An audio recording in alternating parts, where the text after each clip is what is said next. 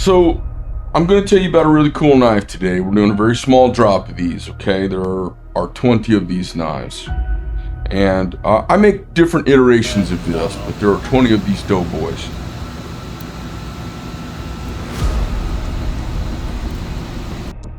Why are men so nostalgic? I don't know why we are so nostalgic. I don't know why I'm teary-eyed when I see a big flag unfurl. I don't know why I get emotional talking about it. But this is where these projects come from. They're nostalgia. They're an homage to the past where we drag the very best of us forward. So maybe you want a 1918 trench knife from World War I and you can go buy one. They're about $2,000.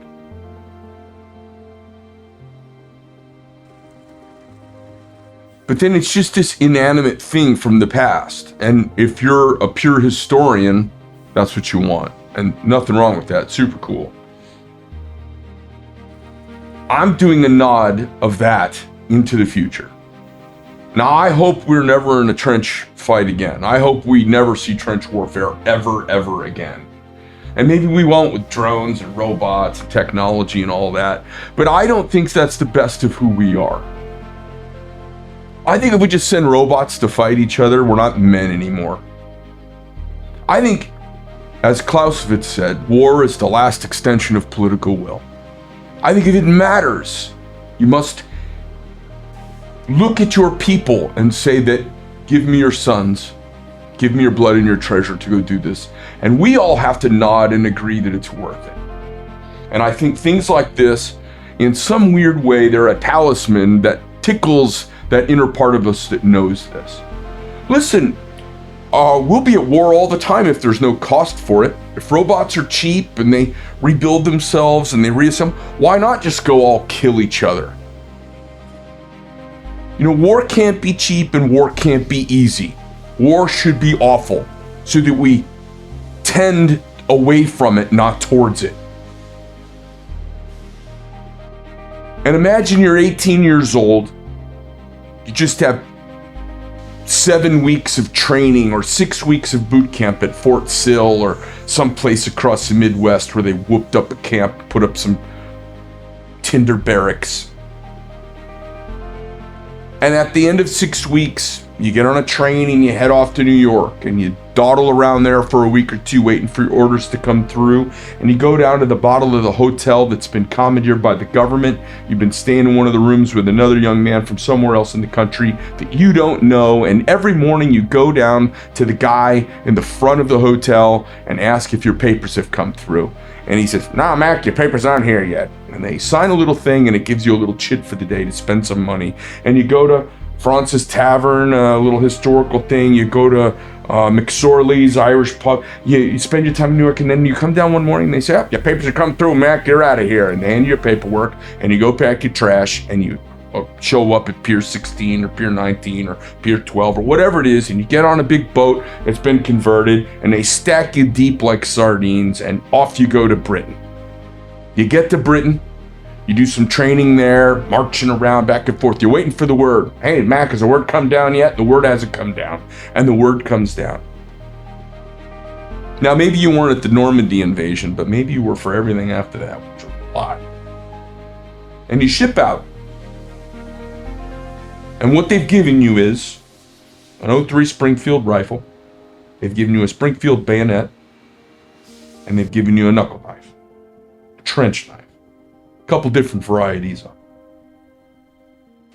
One's for shooting, which you're not going to shoot too many people with it in all likelihood because there's no man's land between you and another trench, and you're just going to all try and shoot each other in the face while you hide down here or look through periscopes at each other, and you shell the shit out of each other from artillery miles behind that's reasonably safe. And you're in the mud, and your biggest enemy is dysentery and trench foot. At night, somebody requires someone to charge a line, and you can hear people wounded screaming, and the standing orders are you can't go get them. And they're screaming up in no man's land because they've charged a trench. And that horrible word comes down from your platoon commander and your platoon sergeant that the word has come down, we're attacking tomorrow, or we're attacking tonight. So you're cleaning your rifle and it's raining, you're trying to be ready, and you're shaking, and you're hoping you have the courage to make it through. And if you think about it too much, take your breath away. And before you go, it's raining, it's dark, shelling going on because we're shelling their side, trying to soften them up before we attack Jerry's. And before you go, somebody passes the word down the line to lock bayonets. And you're in a muddy trench that you can't climb up, but there's some passes out of the revetments you're in that are kind of tapered. You kind of steer your way up into up onto the ground. And as soon as you get there, the machine gun fire starts, and it starts cutting down the people around you. And you're firing your Springfield rifle at them as fast as you can. Bolt action, shot, bolt action, shot, bolt action, shot. A really accurate rifle that is not meant to be fired while you're running in the rain, being shot with a 18-inch bayonet locked on the front of it. And you know that when you get across this 200 yards, if you make it while they're mowing people down around you, as soon as you get there, rifle time is over because you don't have time to pull out a stripper clip, pull back the bolt, push it down. You don't have time for that. You know you're going to jump into the trench, hopefully you have a couple rounds left, jab a guy or two, they'll be on you in no time, and your knuckle knife's right there, and you're going to be going at it hand to hand. Like, that's what I would be envisioning, because you know what? That's what happened. Holy shit. As soon as I held it in my hand, it like just took me back in time, 110 years and put me in France. This is a little over 1/4 inch thick Provan steel. It's been cut out. I used the 1918 knuckle knife as an inspiration for the shape. I cleaned up the geometry on it, made it a little more ergonomic. We took our handle design that I came up with for our original 2024 trench knife. Did them out of brass. Bronzed out the titanium hardware. We put 1918 in it because that's when the armistice was signed. It's the 11th day of the 11th hour of the 11th month, something like that. And the war to end all wars. They didn't call it World War I because it was the war to end all wars. They couldn't fathom what would happen in World War II. And this knife is kind of a hybrid of those two eras. It says 1918 on it because 1918 is irrelevant to World War I and World War II. If you don't understand the Treaty of Versailles, you can go read it or ask ChatGPT to tell you a little bit about it. Gemini is better than ChatGPT. And it'll tell you, the agreement that was signed to end World War I put all the blame on the German side, and rightfully so, potentially, but it was so punitive in nature because of the awful and the death that came from it, that it set forces in play that created the space for a young infantryman from this war to shave his mustache, start screaming at people up in Bavaria about Germany and how they'd been screwed over. And his name was Adolf Hitler, and he came up from the armistice that was signed in 1918. So it's got a World War II blade. It's got a little bit of a modern tip on it for the future. It's got a knuckle knife I'd use it's got knuckles I'd use anywhere. And SF guys from the Special Forces community and all that, they look at all this and say, oh, it's all weight, you'd never use this.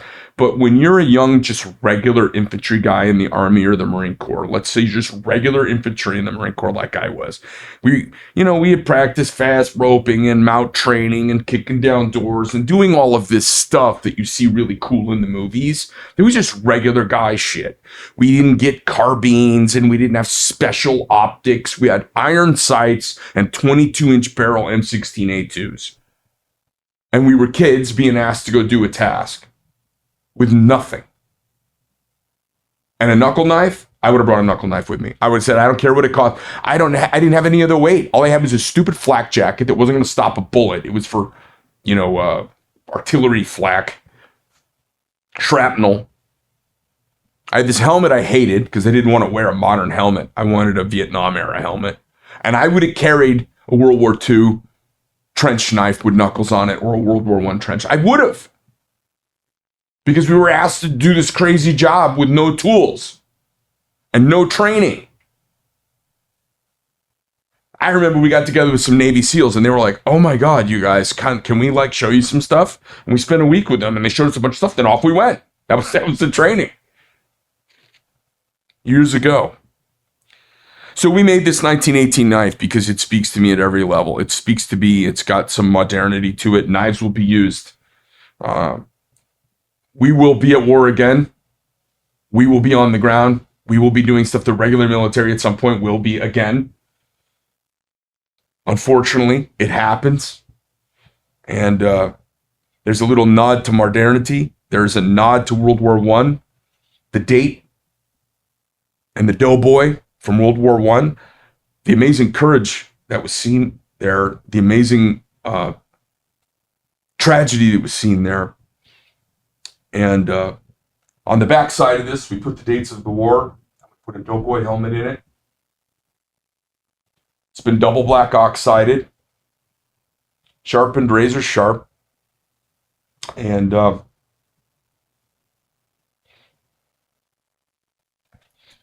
sheath's every bit as cool. Luggage grade, top tier leather, beautiful texture on it. It hasn't been all commercially milled down to have no marks. It's got our logo subtly pressed into it, brass snaps. That would have been obviously cotton twine back in the day. It's meant for hard use and longevity. And am I expecting anybody to carry this brass handle knife into battle? No. It's that talisman. It's that nostalgia. There's something about it amazing. If you want a truly historical piece, get online and start searching for one. If you want one that's an homage, a commemoration, that's what this is. It's perfect. I get this thing in my hand, and it's funny when you know what this is for and you put your hand on it. If you have, you're Homo sapien and you're about 3% Cro-Magnon man or whatever, Neanderthalis. If you put this in your hand, as a guy, as a girl, you put it in your hand, you're like, oh my God. As a guy, when you put this in a guy's hands, you see the face change. You see this resolve, this familiar, and they don't even know why. Even some soft-handed attorney who's in loafers, when you put this in his hand, you will see a couple 100,000 years of survival. You see it on the face. It's pretty cool. I put enough knives in people's hands, and my knives, although they're more sophisticated now, my knives have always been pretty visceral. Because that's where my heart is, and that's where my design aesthetic and ethos is. And so when I see these knives go into people's hands, it's amazing to watch the transformation of the face. What's really fun is to encounter people who don't like me. They don't like my politics. I remind them of their Uncle Frank, who shows up once or twice every couple years and talks some smack, and everybody rolls their eyes at Uncle Frank. He's the Marine in the family.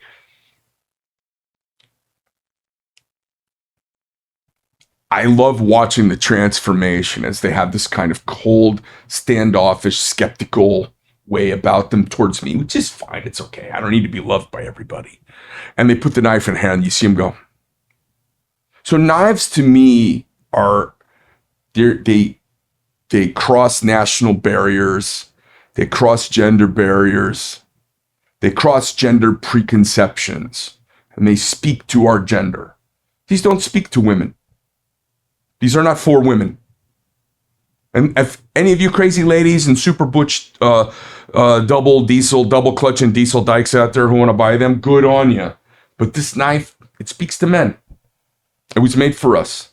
When you put this in your hand, you will have an ancient conversation. I don't know what else to say about it. I don't know if anybody's done this composition before. Don't care. I made this as an homage to World War I and World War II and the heroes of my youth. The old men that I talked to. The old Jews who rented rooms from my grandfather at his trucking terminal in Massachusetts.